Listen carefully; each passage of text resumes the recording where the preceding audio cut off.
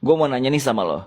Kenapa ya selebgram, artis-artis yang buka hijab, yang kerjanya jinah, main cewek, tidur sana-sini sama pacarnya, main film adegan dewasa, para pejabat yang makan dari uang haram pun hidupnya enak-enak aja. Bahkan ada anak ustadz yang bangga dan pedenya menerangkan kenapa dia nggak berhijab. Tapi kenapa ya orang-orang kayak mereka itu nggak pernah sepi job? Kayaknya di media sosial mereka orang yang paling bahagia dibanding ada orang yang taat dan mencari halal doang. Sekarang gue tanya sama lo, lawan kata dari cinta apa? Benci? Bukan. Lawan dari kata cinta adalah pengabaian dan tidak peduli. Kalau benci, masih ada unsur memperhatikan, masih dianggap ada. Tapi kalau pengabaian dan tidak peduli, kita sudah tidak dianggap ada. Terus, apa hubungannya sama pertanyaan gua? Tentu saja ada hubungannya. Lo perhatikan, Quran Surat Al-An'am ayat 44. Maka ketika mereka melupakan peringatan yang telah diberikan kepada mereka, suruh pakai hijab malah lepas hijab, mulai mentingin meeting daripada sholat, bahkan sampai nggak sholat. Suruh jangan dekati zina malah pacaran dan berzina.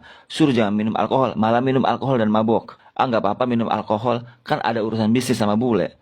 Dan mereka pun mengabaikan peringatan-peringatan yang ada. Dan ayat selanjutnya bilang, kami pun membukakan pintu-pintu segala sesuatu kesenangan untuk mereka. Lo bayangin, pintu-pintu kesenangan dibuka, segala peluang-peluang dunia dibuka. Kesenangannya, hingar-bingarnya, serta kelalaiannya. Makanya kita suka lihat maksiatnya jalan, orderan bisnisnya juga membludak.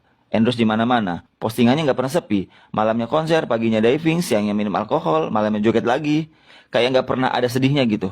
Sekarang lo perhatikan lagi ayat lanjutannya. Sehingga ketika mereka bergembira dengan apa yang telah diberikan kepada mereka, kami siksa mereka secara tiba-tiba. Maka ketika itu mereka terdiam, putus asa. Dan inilah yang dinamakan isti'raj, yang diberikan kesenangan dunia tapi diabaikan sama Allah. Diabaikan berarti Allah sudah nggak peduli. Dan kalau kita sudah tidak dianggap dan diabaikan sama Allah, itu sangat menyeramkan. Lo bayangin, Allah udah nganggap kita nggak ada. Lo diberi kesenangan dunia, lupa, lalai, tiba-tiba mati dalam keadaan maksiat. Ingat, azab itu bukan hanya angin topan, gempa bumi, banjir, dan lain-lain. Tapi dikasih segala kesenangan dunia sampai kita lupa siapa yang menciptakan kita.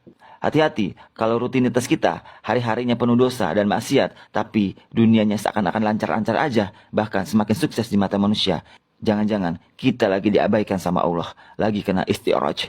Jadi cepatlah bertaubat sebelum terlambat.